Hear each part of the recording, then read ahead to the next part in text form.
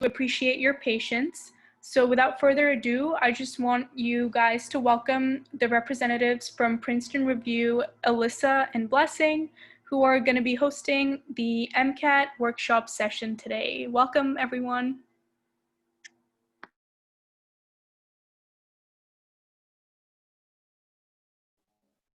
Thank you, guys. Sorry for the delay. Hi, can everyone hear me? Yes. Okay, I'm gonna get started in just a little bit with the MCAT strategy session. Sorry for the delay on my part. We had a complete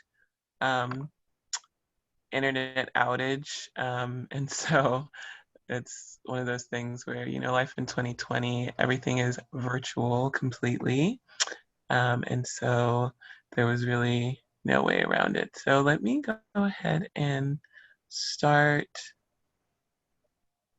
the screen sharing feature. If someone could make me a host so I can share my screen, or a co-host.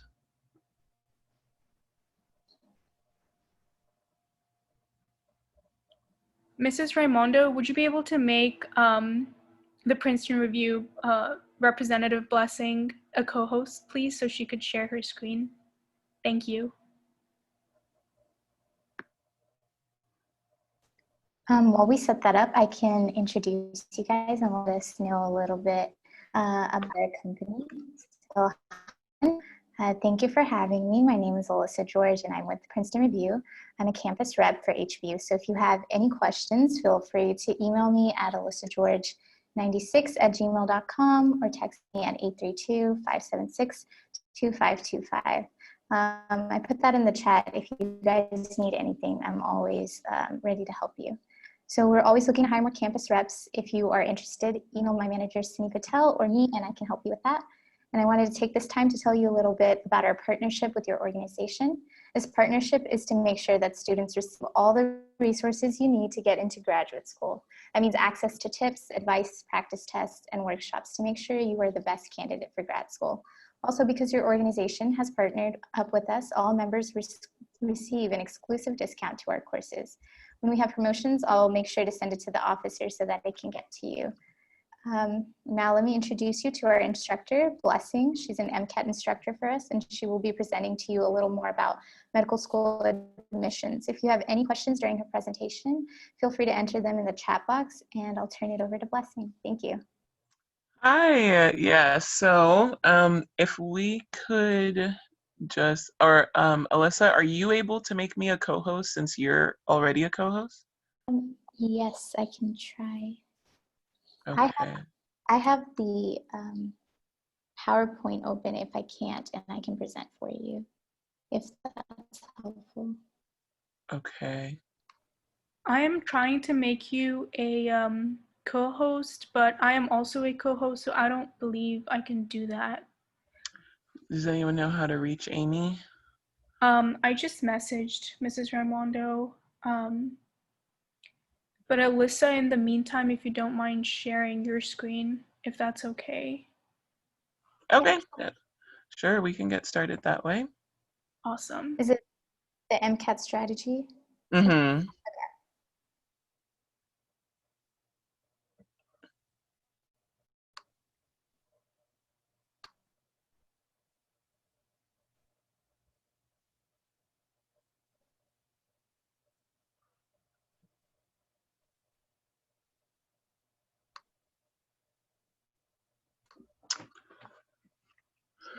Can you see it? Yes. If you could just put that on the presenter view. Okay.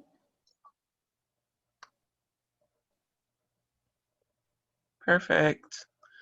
Awesome. So,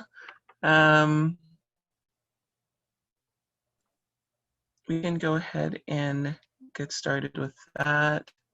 In the meantime, or just at any point, if anyone is able to reach, yeah, see, we don't have the so Alyssa, if you could go ahead and put Sunny Patel's email in the chat as well. For the, so usually, yeah.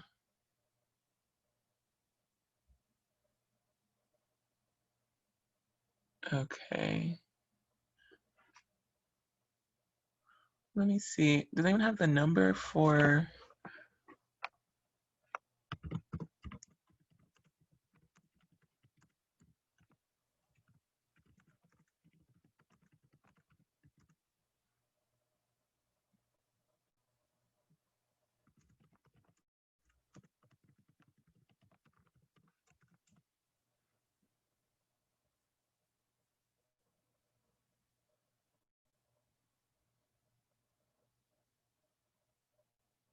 Okay.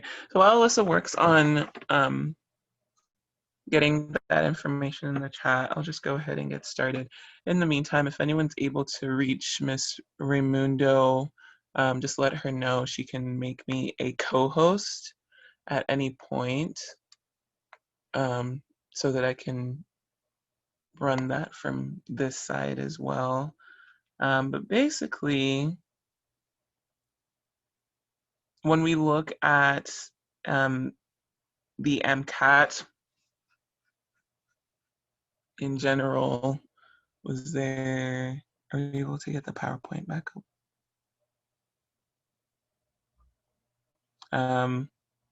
Yeah.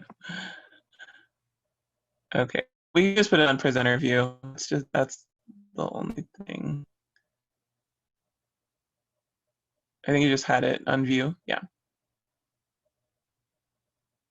Perfect. Okay. So when we look at the number of medical students going into starting medical school, you know, these are, and you all presumably are students who have taken pre-med courses, done so much work to apply to medical school, and planned when was the best time for you to take the MCAT. And so in a survey of students who took the MCAT, 90% saw an improvement in their score when they took it again. So that basically tells us that you need more than just your preparation from your courses and all those other things, because basically that means that for almost all the students who take the MCAT, if they take the test a second time, there's room for improvement pretty much. And so the main point of that is when we're looking at a test like the MCAT, which is standardized testing metric, you need more than just the content. You really need to be focused on the strategies, and those are going to be really big for the MCAT. So that's why we call this a strategy session, because strategies are going to be the main factor with how you can differentiate yourself and get that score that you want the first time around, and hopefully save yourself having to take the exam more than once. So if we could just go to the next slide. Basically we're going to be looking at what the MCAT is. So the first strategy that you need for any standardized test is understanding how the test is designed. So we literally want to get into the mind of the test writers. We want to understand what their goal is, how they write test questions, how they write the correct answers, how they write the incorrect answers. And that's our initial strategy. And then we can understand the test itself, and then look at the strategies for this test specifically. So when we're done today, you're going to know how to use the right strategies to succeed on the MCAT. Let's go ahead and go to the next slide, and just make sure we understand what the MCAT is. Does anyone know what MCAT stands for? If you do, you can put them in the chat, but I'll just go ahead. So here we have signing. I think there's a misspelling here, by the way. So it's SINY .patel@review.com. So that's going to be your point of contact for any questions that you have after the presentation. If you think of any after we're done, if you want more information, then definitely feel free to email Siny. Again, that's CINY.patel@review.com. So when we look at the MCAT, it stands for Medical College Admissions Test. And basically, it's a key requirement to med school, but there's more to it than that. If we can go to the next slide. And so the MCAT is developed and administered by the Association of American Medical Colleges. So they're the governing body for med schools all over the country. And so it's literally like the medical schools deciding what you need to do to be admitted to them. So they are the ones who are controlling who's coming into their institutions. And it's required by all US and Canadian med schools for both MD and DO programs. If we can move on to the next slide. So they're also regulating when you apply for how you can register to take the MCAT. So the MCAT's not offered constantly throughout the year. It's only offered from the spring to the early fall. And you really need to know what test date works best for you based on whether you've taken the right courses, how much prep you need, and when you need your score for applications. So you need to know that in advance as well, because you can only reschedule your test or get a refund on your test date if you register during the gold zone, which is a month before the test. So if you register any less than a month, then that will be set in stone. If you need to, reschedule or anything like that, of course, we know life happens, things can come up, as evidenced by today. And so you want to make sure you're registering well in advance of the test, so that if you need to adjust your date, your location, or anything like that, you still have room to do that. So you're also only able to be registered for one MCAT at a time. So you can't, register for like two. I don't know why anyone would want to register for two back-to-back or something like that, but you have to take the test, get your score before you can register for the next one.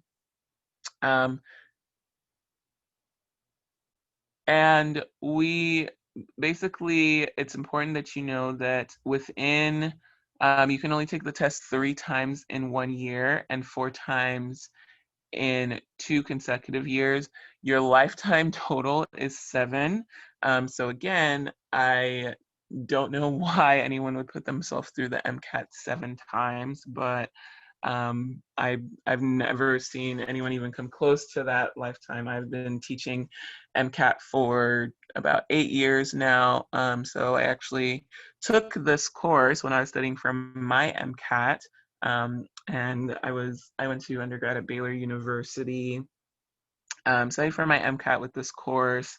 And after I took my MCAT, I was offered the position to come and start teaching for them. So I've been directly and indirectly involved with the MCAT process, the medical school process, for a long time. I went to medical school at the University of Texas Health Science Center in San Antonio, and I am now currently a family medicine resident. So in all that time, I can tell you that I don't know anyone who's even come close to taking the MCAT 7 times. So I'm hoping none of you will be in that category, but just some things to keep in mind in terms of, you don't want to ever get yourself in a bad position with like deadlines or things like that. And so we like you to know all of this information, whether it will apply to you or not.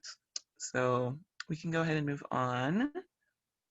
And so if you look at the IMC website, we've taken this directly from their website. They're very clear about what this test is supposed to be assessing, what skills they are testing. And so this is a prerequisite to the study of medicine, which means it's assessing your readiness to be a medical student, not a doctor, but someone who's training to become a doctor.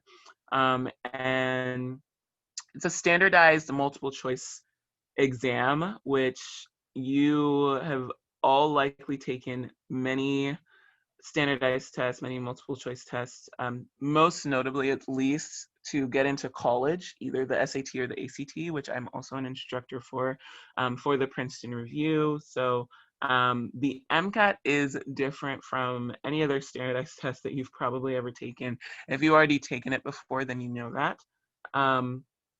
But basically, when we look at this test in particular, there's going to be a level of problem solving, critical thinking, in addition to knowledge. So a lot of times when we look at standardized testing, like I said, I teach other standardized tests, including the GRE, SAT, ACT.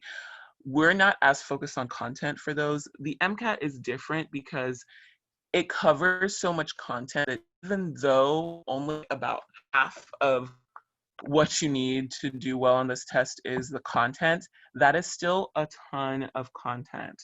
So let's go to the next slide and we can take a look at the content that is covered.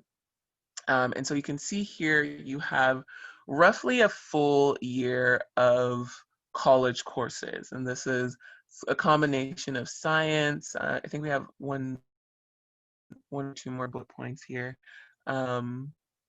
That we should have taken. And there's some sociology as well.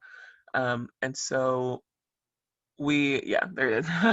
And so we want you to, be very aware that it is a lot of content. So just because we talk about the strategies doesn't mean, you really have to get to the points at the end of your prep where you're able to seamlessly put together the strategies and the content and not only know how to use them both very well, but know the right time to use both, one or the other, the combination of both. Because there will be questions where it's just, do you know this or not?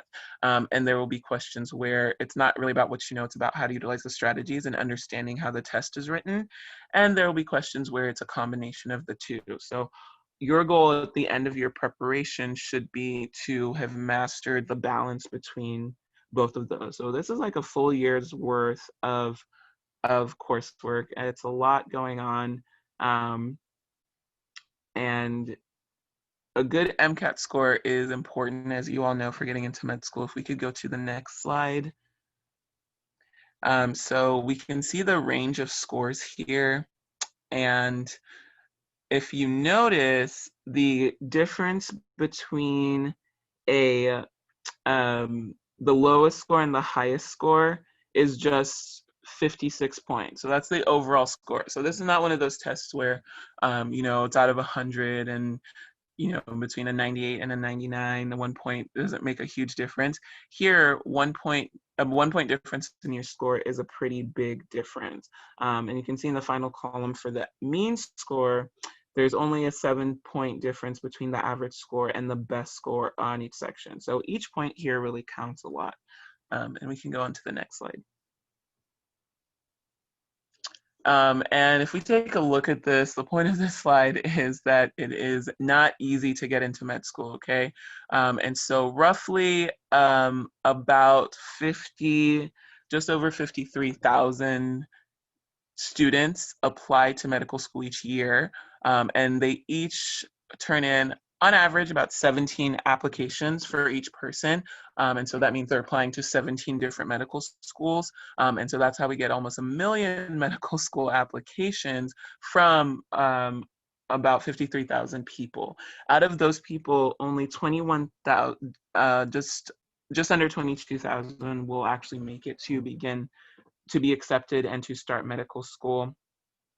And when you do the math, that's only like 41% of the people who applied get in. So obviously there's more than an MCAT score that goes into that, but the MCAT score is one of the major factors. And we can go on to the next slide.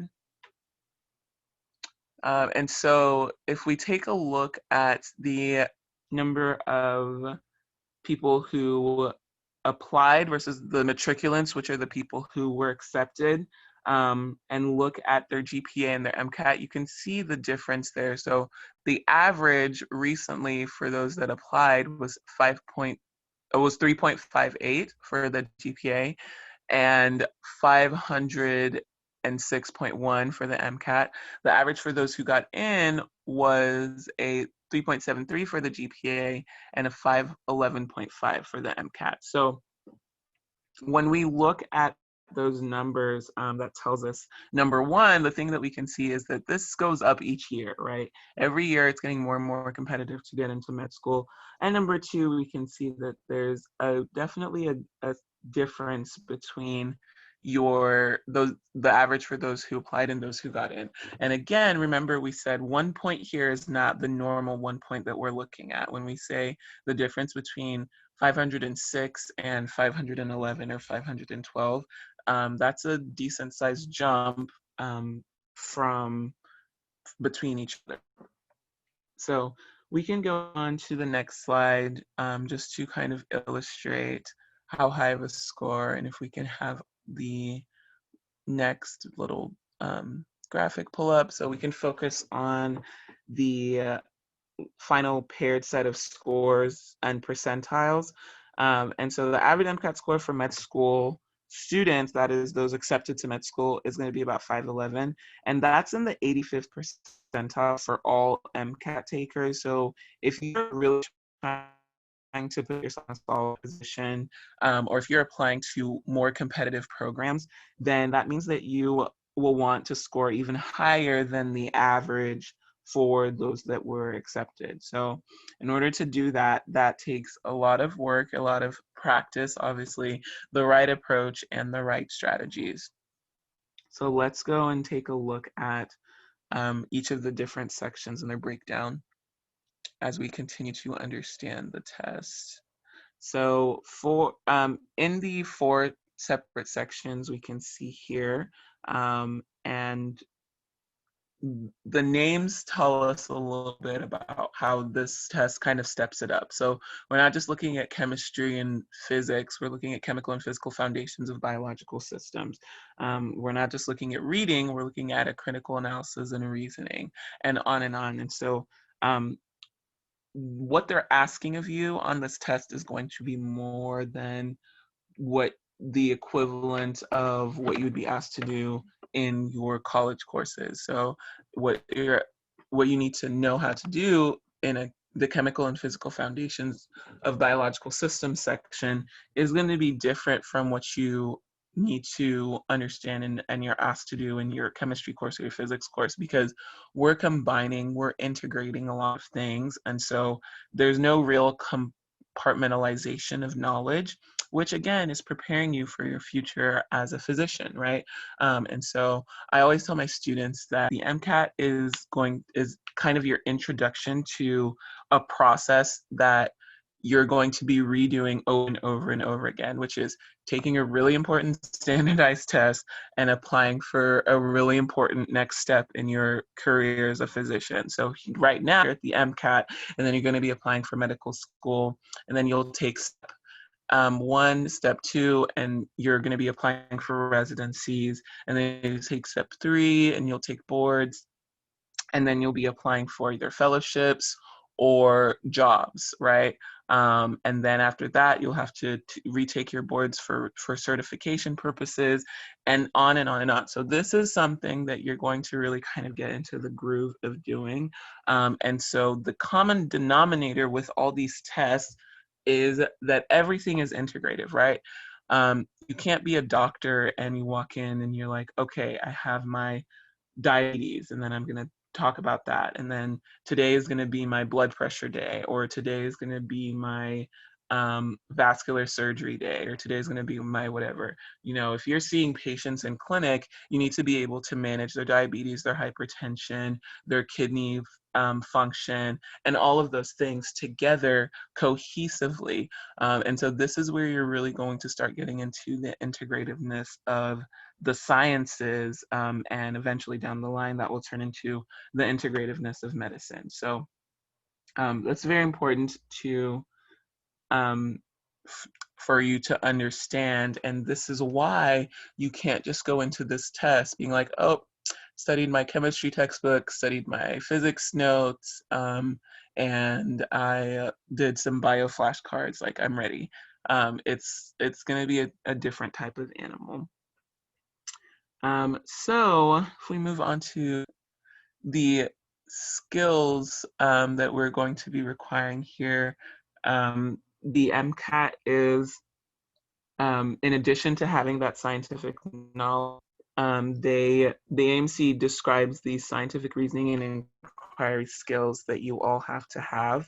So knowledge of the scientific concepts and principles doesn't necessarily mean that you have to show all of your knowledge, but you really need to understand the key concepts. So for example, you might get a genetics question and you will have to use a Punnett square, but in order to get the right answer, but you'll probably be able to figure out the right answer without going through the entire Punnett square.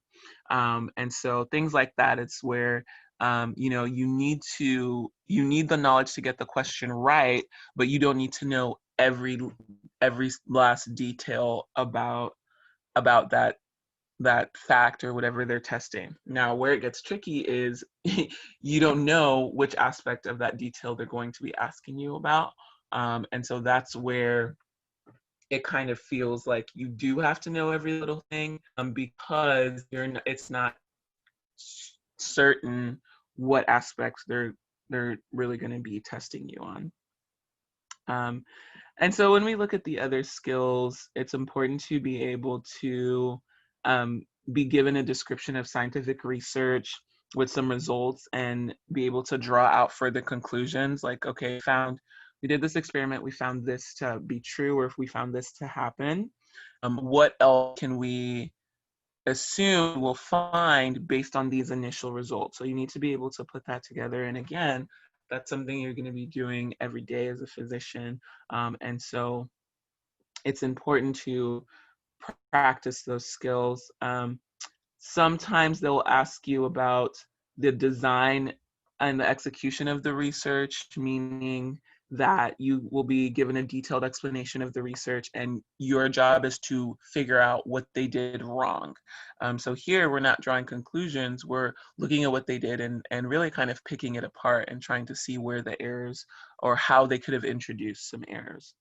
So really it's not a situation where you're gonna be able to cram, like I said, or learn flashcards and you'll have everything you need to get an amazing score on the test.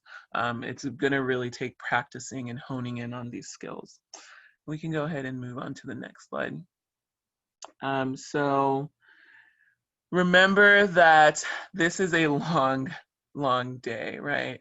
And so very important, get there 30 minutes before the start time. If you get there late, you cannot take the test, right?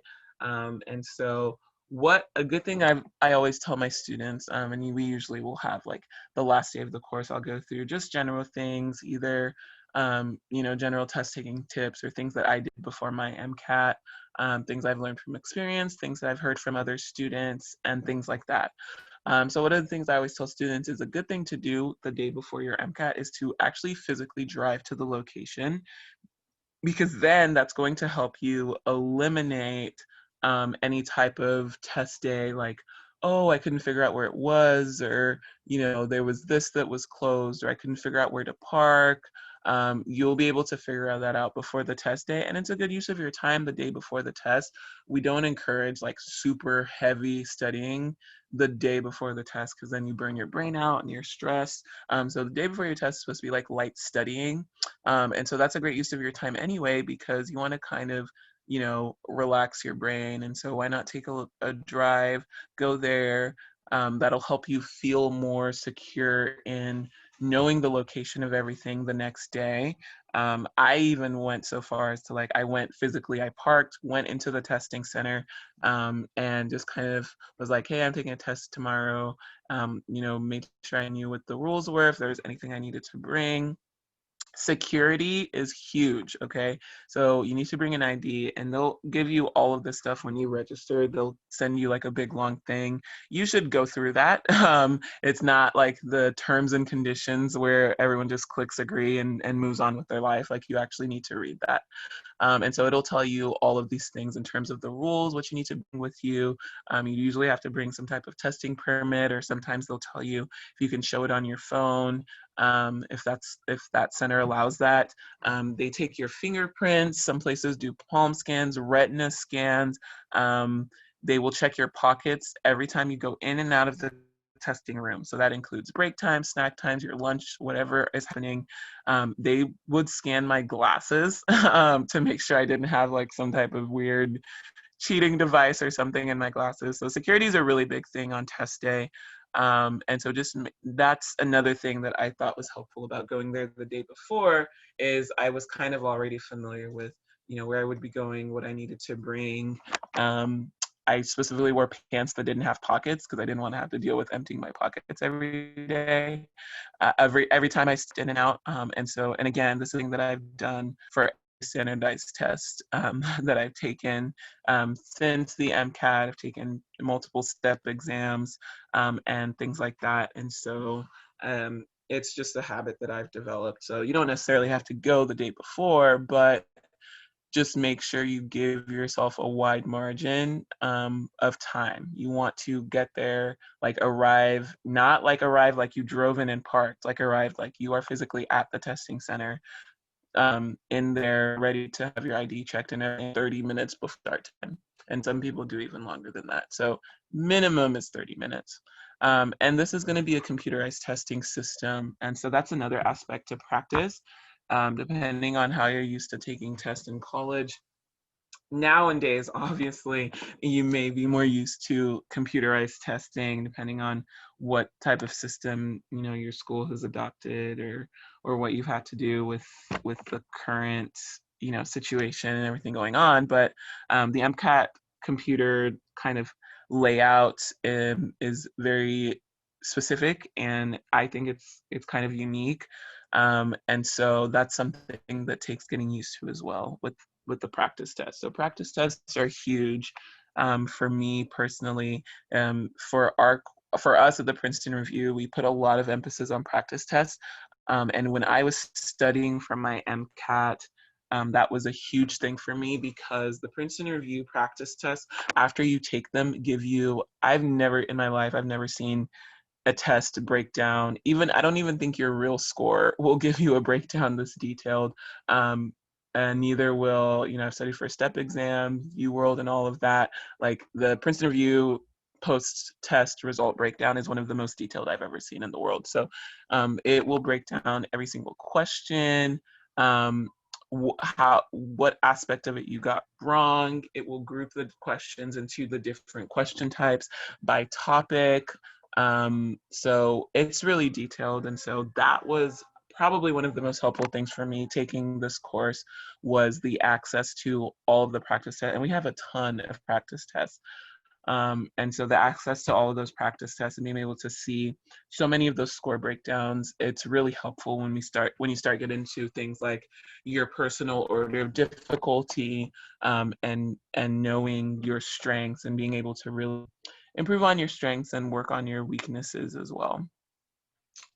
So looking at the time breakdown of the test, like I said, it's pretty long. This will take practice for you to be able to go through this test day, because you don't want a situation where you know, the first sections you're doing really well. And this is something we see a lot. This is something I had at the beginning of my prep as when I was studying for my MCAT. This is something I see a lot with my students is you'll see literally, you can see the points dwindling as they go through the sections just because it's such a long day. And if you haven't practiced and really just like built up that stamina to be able to test, it's going to be rough. And by the time you get to those last sections, it's going to be easier to make mistakes. It's going to be easier to lose focus. You're going to be worn out. You're going to be exhausted. And so that in itself takes practice as well. And again, this is something you're going to have to do over and over. Actually, the last step exam that you take is 2 days of testing, not just 1 day.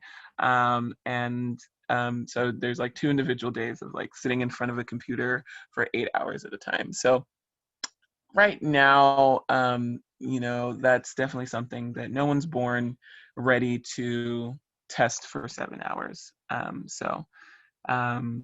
very important that we keep that in mind as well. And you can look at the timing for each of the sections. That's another component we have to keep in mind, right?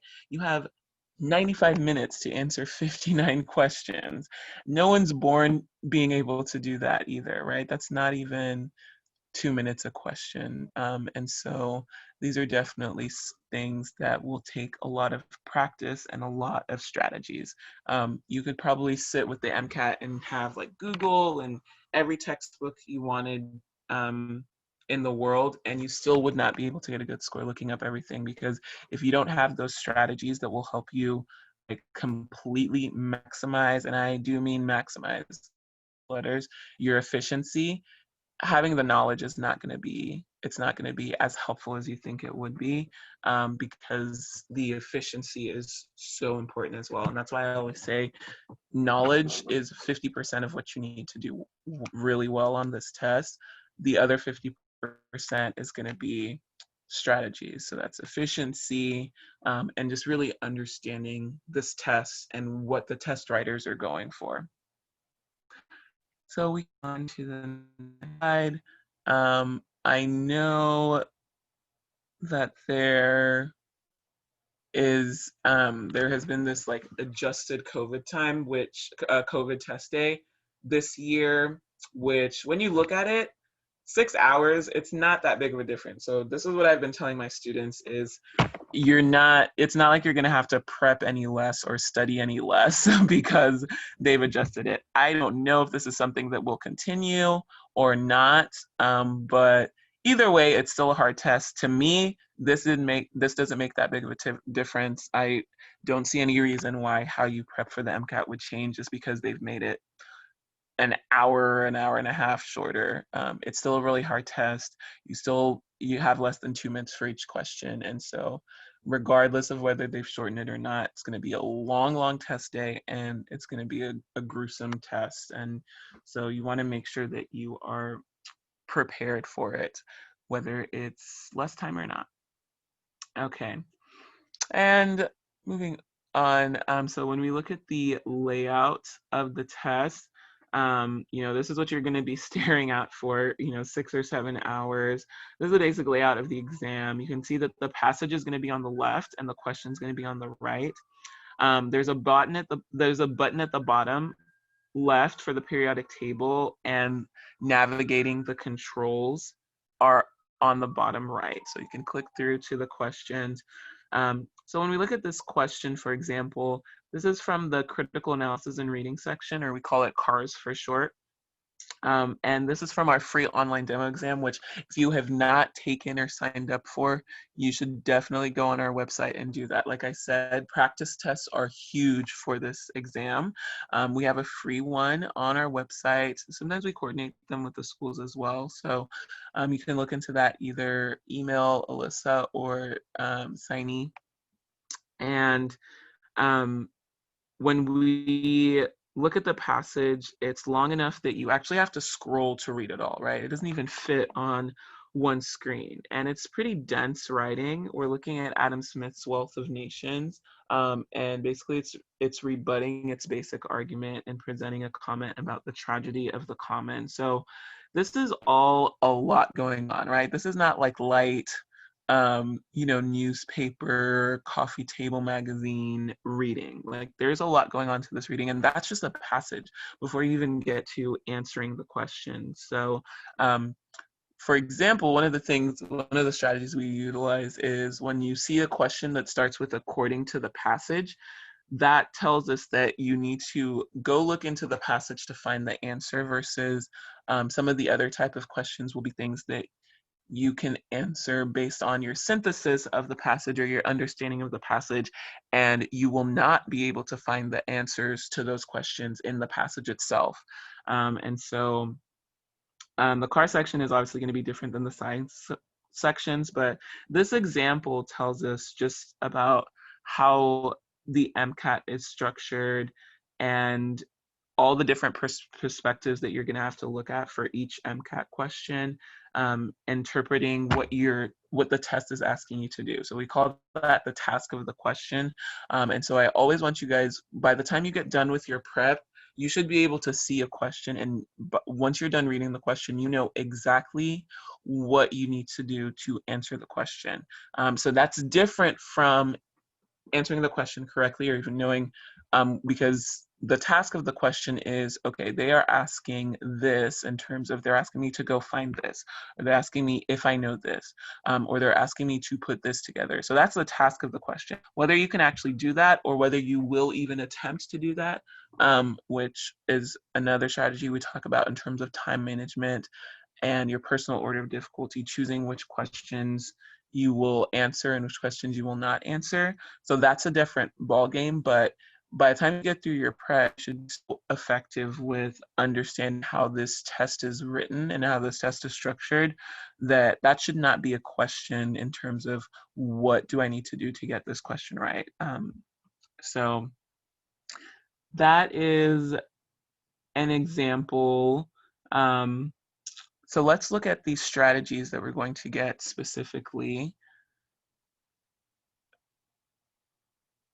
All right, so for the strategy, when we look at general test-taking strategies, we're talking about standardized multiple choice tests, very similar to the SAT, the ACT, in terms of that format of it being multiple choice and it being standardized. So all standardized tests can be beaten by using these test-taking strategies.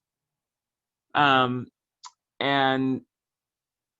the one thing that brings all of these tests together are these strategies. So obviously we only have a few more minutes for this presentation. I can't give you every single strategy that we have in the course because our MCAT courses are over 100 hours of in-person or live online courses that are available.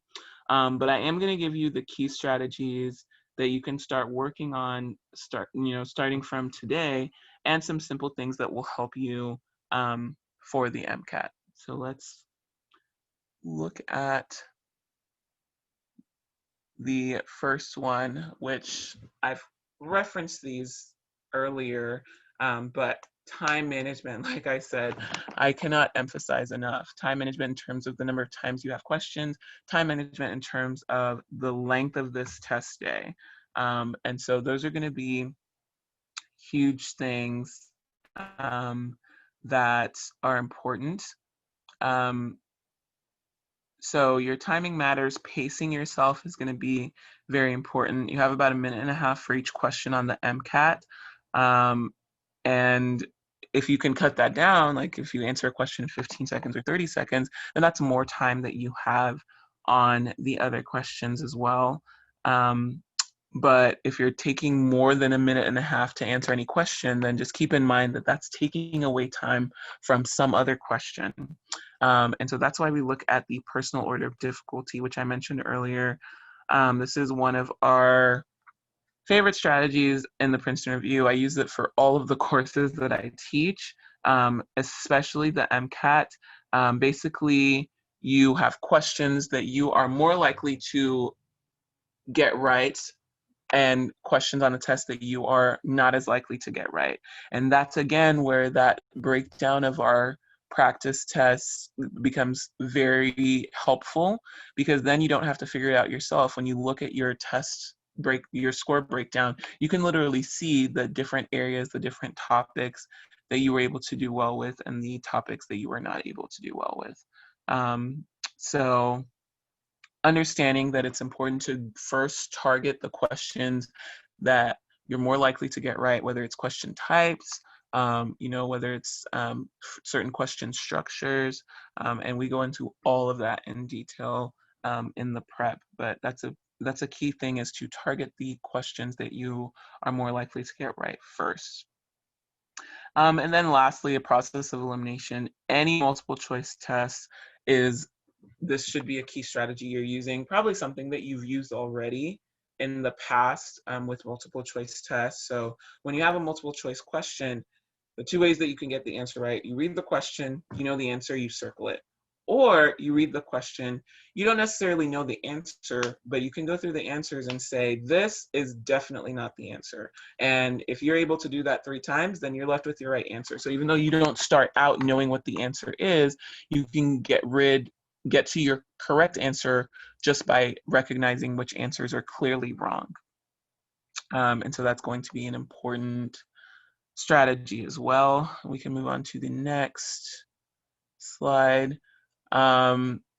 So again, when we're looking at understanding your knowledge, understanding your strategies, I think I've touched on this a lot. There is a lot of content, a lot of knowledge that you need to know. If you don't understand how the MCAT asks the questions, you won't be able to answer all of them in that time allowed, even if you have all of that knowledge. Okay, like so let's take a look at how the MCAT asks certain questions. So this is a classic way that the MCAT asks questions. We have the answer circled here already.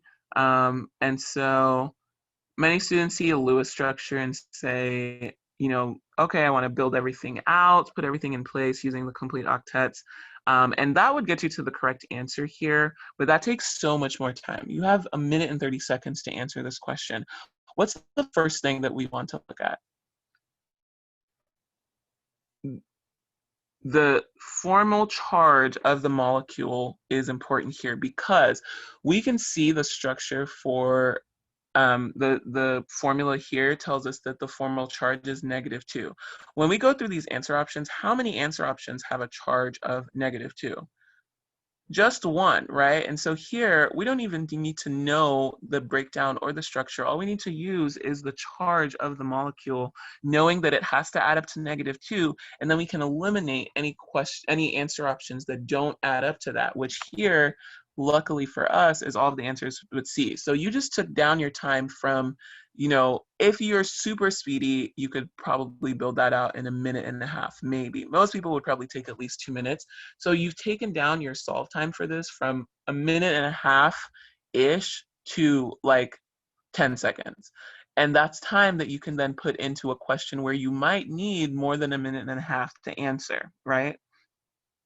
So let's go ahead and go to the next slide. So this question comes from a lengthy passage that's looking at a case study on irritable bowel syndrome, which I actually did my honor. So random that this question is here, because I actually did my honors thesis on irritable bowel syndrome. So for someone like me, I would go into this and be like, oh, IBS, I know about that. I understand how this works. And so I'd be like looking at these answer options, trying to figure out, using my knowledge of like IBS and the content and this, and as something that I know about. Really, for this question, you don't have to know anything about IBS. You don't have to know anything about the GI system or anything about the patient. This question is looking at Freud's psychoanalysis. And so a major premise of his psychoanalysis is that the unconscious is responsible for most, if not all, psychological disorders. And so when we look at the answer choices, only one of these answer choices describes an approach based on psychoanalysis as the way to treat an IBS patient.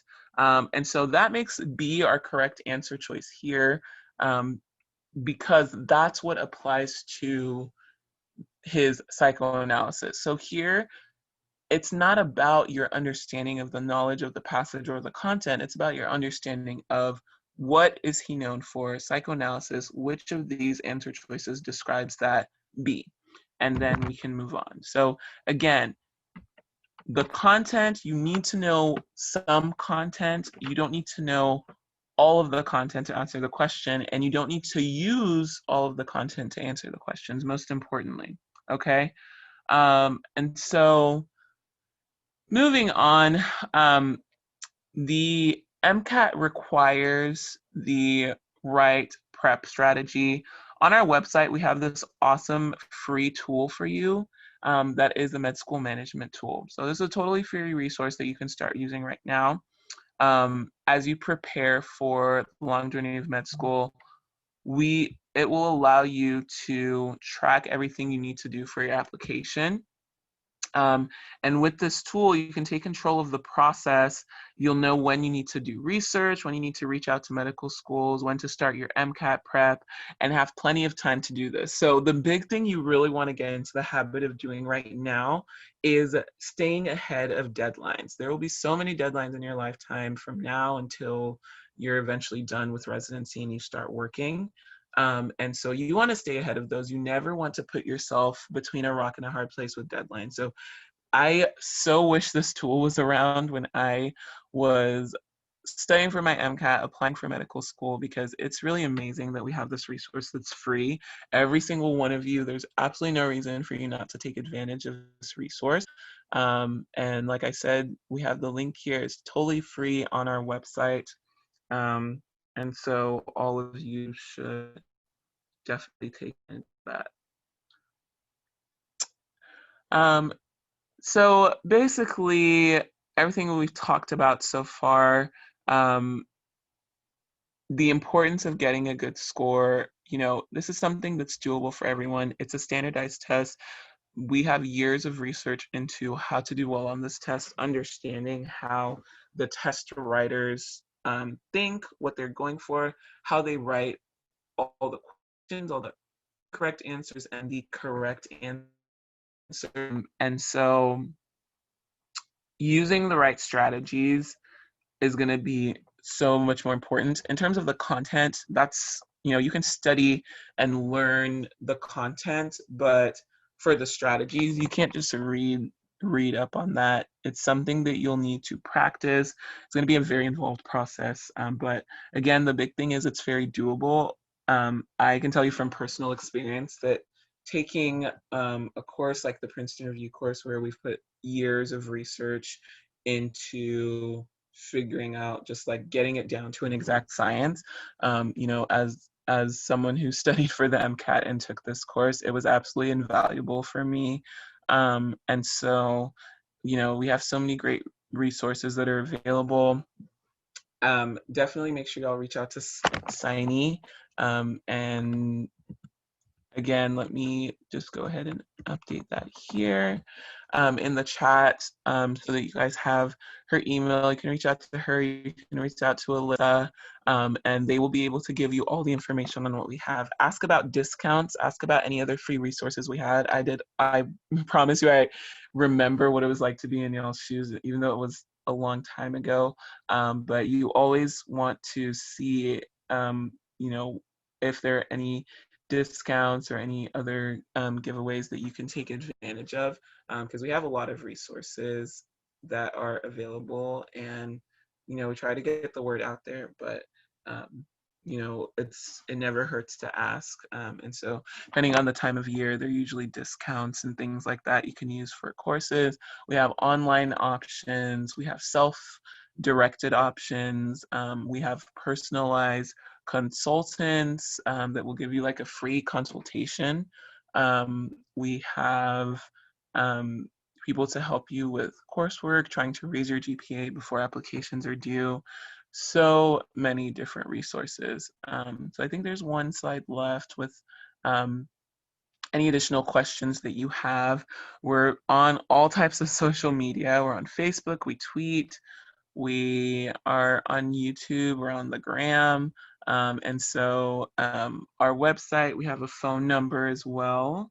And so these are all great ways to reach us. So if anyone has any questions, please feel free to put them in the chat. And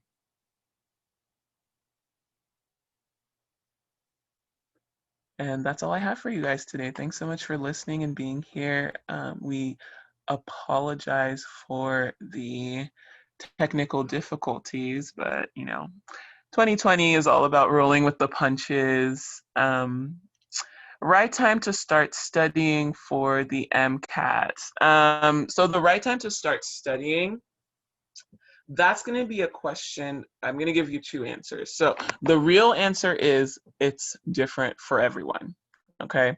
The cookie cutter answer, you should be taking your MCAT this summer between your junior year and senior year.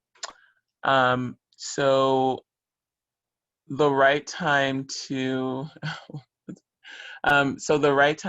start studying will be the semester before that. So most people will start saying, I think I started my course in January, and the course was over by like April, and then I took my MCAT in May. So again, it's going to be something that's different for everyone, but it just will need to be like, you need to be ready to take it, I would say, latest by June. Most people will take it sometime the semester before that, but at the latest, because applications start being due, from what I remember correctly. And this may have changed. It's been a few years since I applied to med school, but applications usually start due around August, I believe. And so you want to take your MCAT, get your score back well before August. So I would say the latest I would, like, if I was advising someone on when to take it, I would say no later than June. But many people do take it. I think between March and May. So March, April, May are like pretty big months for MCAT takers usually. But when to start studying for that is individual. So it could be, most people start the beginning of that semester. If you already have other things lined up, you could start, give yourself time is what I would say. Give yourself at least 2 or 3 months to study for it. But there's no right answer for everyone. But if I were to give you approximates, I would say between January to March, start studying and take it no later than June.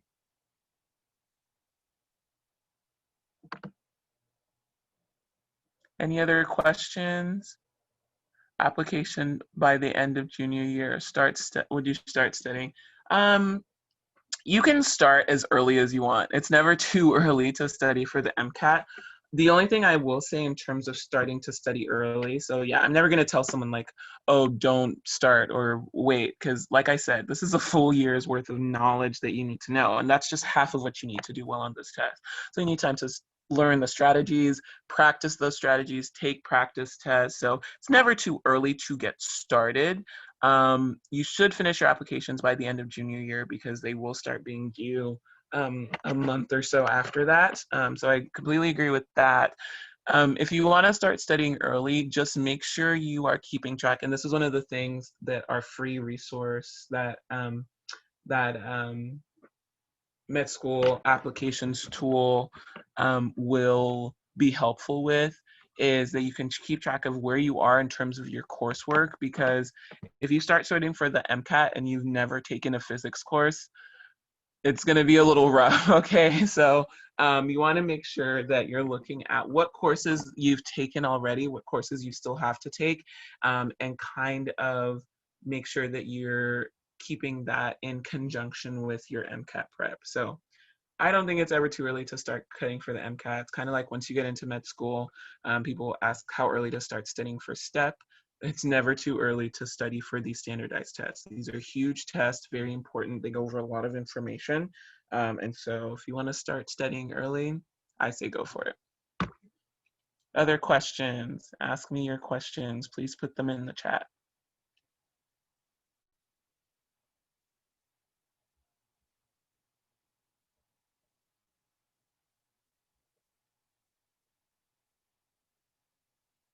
Once again, apologies for the delay for those who had to, a couple of you had to leave.